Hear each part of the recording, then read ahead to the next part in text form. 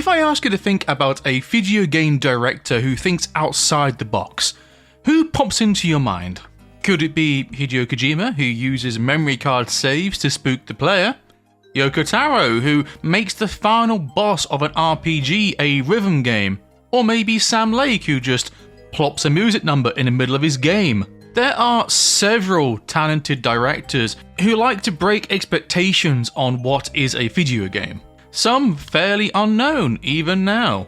One director who wanted to break the mold and do things his own way was somebody called Kenji Eno from Warp. If you watched my Enemy Zero video last year, you would remember me talking about him. If you haven't watched it already, why haven't you? It's okay, I'll wait. This is the same person who, during a Sony conference, showed a trailer for Enemy Zero, but when the PlayStation logo was proudly displayed, it warped into the Sega Saturn logo. The reasoning behind this was because he wasn't happy with how Sony handled distribution of D, their previous game, only printing a fraction of what was promised to him.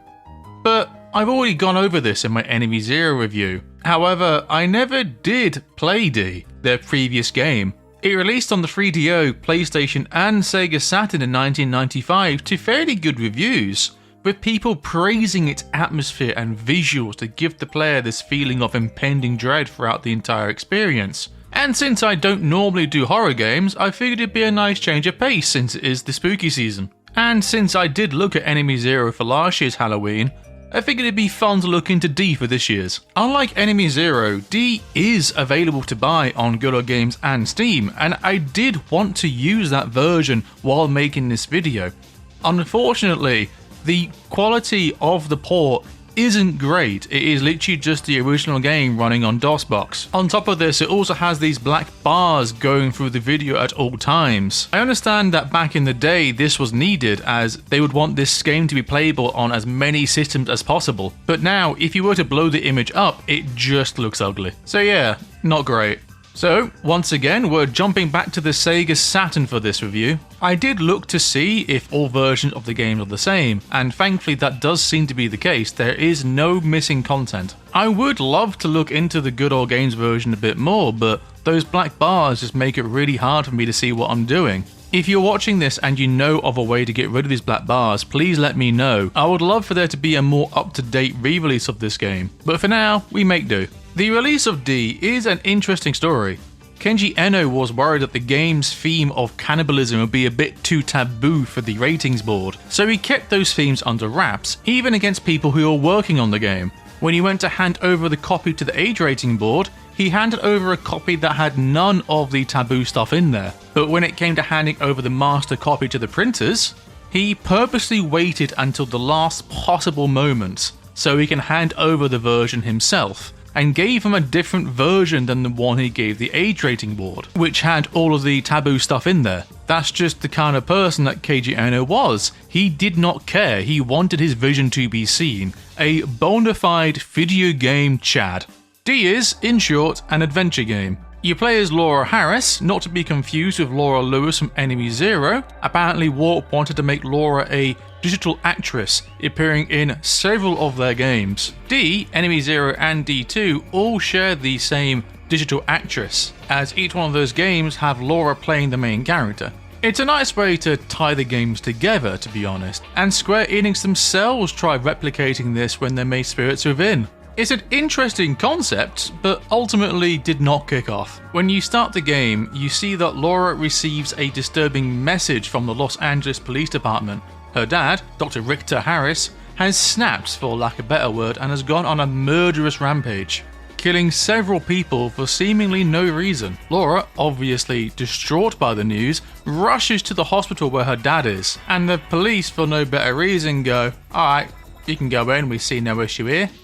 LA's finest on display. When Laura walks into the building, she is shaken by the bodies lying around the floor, and then this thing swallows her whole and she wakes up in a mansion. A ghostly apparition of her dad's voice telling her to go away, but, well, we're stuck here now. You go through several rooms, some which are just there to scare the player, but most have puzzles that range from pretty damn simple to annoyingly random to the bane of my existence as you go deeper into the house to try and find your dad and see what's caused him to snap. You have 2 in-game hours to clear the game. If you fail to beat it in that time, well, it's game over. But honestly, I don't think you'll have much issue. The game is fairly short and you should have plenty of time left over when you get to the end of the game. That being said, some puzzles do go out of their way to waste your time. You move from point to point looking and inspecting areas of interest. Maybe you found an item, maybe you found a random scare. You could have these beetles that show up and give Laura a mad trip when she gets a flashback that's randomized each run, which makes getting footage of them really annoying. No, I'm not upset, how can you tell? And as you play, you get to appreciate the game's frankly stunning audio design. It's honestly one of the best things this game's got going for it. The droning sounds from the first area portray this constant sense of danger. As you move, Laura's heavy footsteps echo through the stone halls. It's honestly really haunting stuff.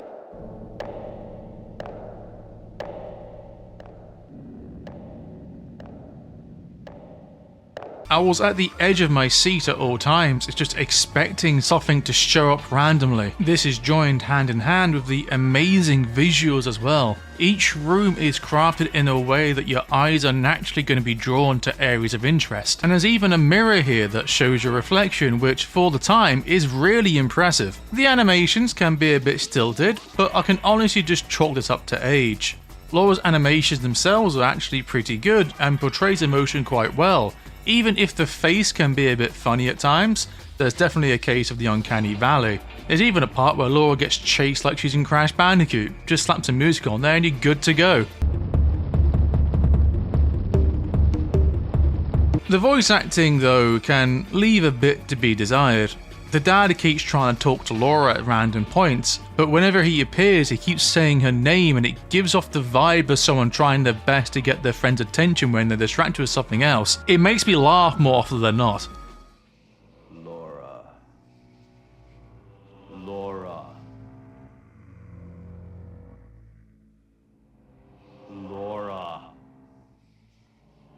Laura.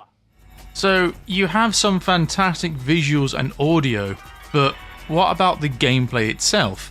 How does this game feel to play? As I said before, this is an adventure game, so you can move, interact with objects, and you have a basic inventory. That's it for the controls. On top of this, you don't move freely, you move from point to point. And for the most part, this does work. When you look at a room, you can kind of make sense of where these points will be. But there were several times when I was trying to get to a singular point, only for Laura to just not go there. I had to try and figure out on the fly what point would get me to the place that I want to go to.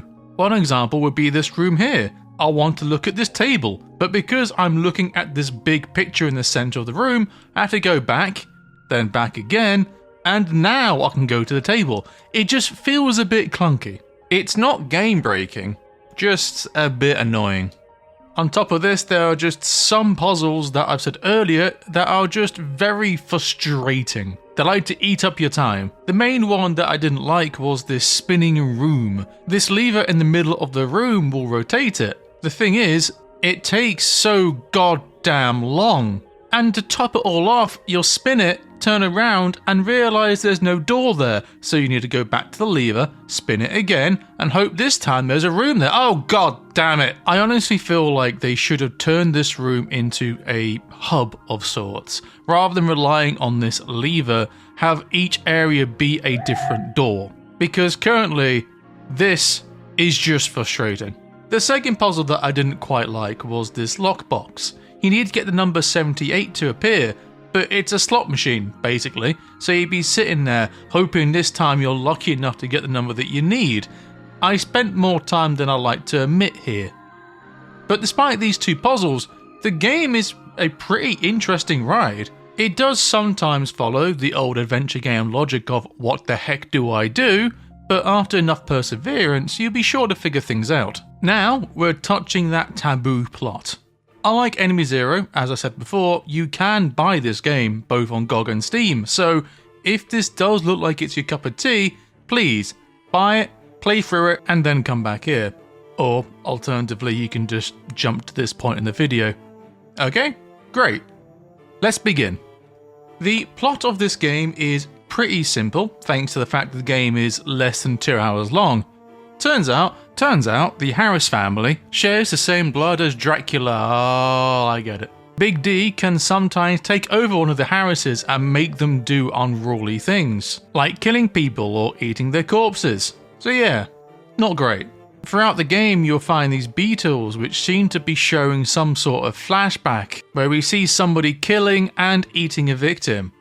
If you find enough, you'll see that it's Laura who's doing this, but we don't know for certain if these things have happened or if it's just more shock value to throw Laura off the scent. As she goes deeper and deeper into the building, her dad keeps coming up and asking her to leave. But we ignore these and press on before ascending this etherical staircase and come face to face with a portrait of Laura's mother. After some trippy visuals, we finally find Laura's dad, who's just chilling on a chair. He reveals everything. These scarab visions did actually happen as a result of Dracula's influence. Turns out he took over Laura once and made her kill and eat her own mother, before her dad made her forget about the entire experience. Then, before he can explain anything else, he's taken over by Dracula himself, who asks Laura to join him to make him whole again. And the game presents the player with two choices. You can choose to join him, where you're treated to an absolutely delightful credit sequence with squelching and munching noises as he feasts on Laura's body. Or you can just, shoot him. Laura is truly the American hero. The scene that follows with Richter screaming in pain is something that I really like. It really does sound like they just shot the poor actor in the voice booth. He really goes for it.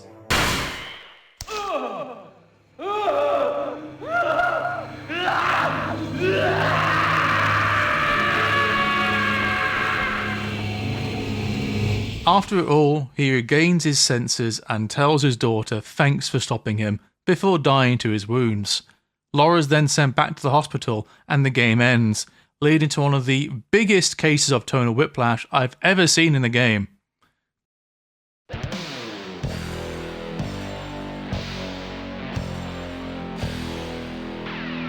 God, I love this team.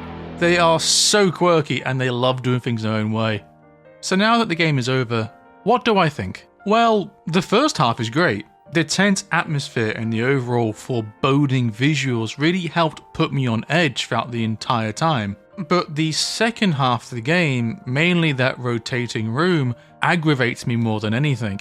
I feel like if they just changed how traversal for the second half worked, I would have had a far more enjoyable time. The puzzles are challenging but not too obtuse that you won't be able to figure it out, and the timer, while seemingly strict, gives the player enough time to see everything the game has to offer, if RNG allows it. Overall though, I do recommend this game to somebody who is looking for a spooky game to play this season. And thankfully, it's not going to cost an arm and a leg. It cost less than 10 quid. When this game released, it was met with a ton of positive praise. Some people saying it was the best game on the 3DO, which, well, let's face it, that isn't really a high bar, but still good nonetheless. And while some of the reviews on the PS1 and the Saturn side were mixed, overall it was seen in a very positive light. Despite this though, it never saw the same highs as other horror games that released around the same time, being outclassed by Resident Evil that would release just a year after. I can understand why gameplay wise, this game has a lot more in common with Myst than a typical action horror game, so it could throw some people off. But I still think this is one of the scarier titles that released this generation. The sense of dread and fear that is presented to the player throughout the entire experience, without even showing a single drop of blood, is an impressive feat in its own right. I would love for Night Dive to take another crack at this game. If the 7th guest can see a re-release, I can't see why this game can't have the same luxury. It deserves something better than just a simple DOSBox port. It would be a great way to honour the team behind these games. It's clear that the people behind this had a lot of passion for what they did, Kenji Eno even put himself in legal risk to make sure this game released true to his artistic vision by swapping the masters between the ratings board and the printers. Unfortunately, Eno ended up passing away due to issues with hypertension, and the gaming space is lesser because of it. He was a strong creative mind for the medium, and I would have loved to see what kind of projects Eno and his team at Warp would have came up with in the modern gaming space. If only things happened differently. I would love for there to be a collection of D, Enemy Zero and D2 to celebrate a very interesting bunch of games. So, if you're after something spooky this Halloween season, try it out. I'm sure it will fit your need as it did mine. And if you did try it, let me know. What did you think? Did you enjoy it? Was it spooky? Did you manage to clear it first try? Did you get tired of the rotating room? My god, I hate that thing so much. Remove it. Hi, thanks for sticking around to the end of the video. I do greatly appreciate it. We hit 1,000 subscribers recently. That's crazy. I generally didn't expect to reach this point, so thanks. Just a heads up, the next video might be slightly delayed due to some real life stuff. I will try to push it out as quickly as I can, but it might be a few weeks. In the meantime, to tide you over, if you haven't already, watch the Enemy Zero review. It's the pseudo-sequel to D, so if you enjoyed this video, you might enjoy that one. Or, if you want something a bit more modern, my most recent video was about Sonic Racing Crossworlds. And, since I have hit the big 1,000, I want to give something back. If you have any questions that you would like me to answer for the next video, please leave them in the comments below, within reason of course. If you give me some hard maths questions, I'm probably gonna struggle a bit. As always, I am on Twitter and Blue Sky, and yeah, that's it from me. Have a fantastic day and I'll see you next time. Hopefully it won't be too long. Ciao.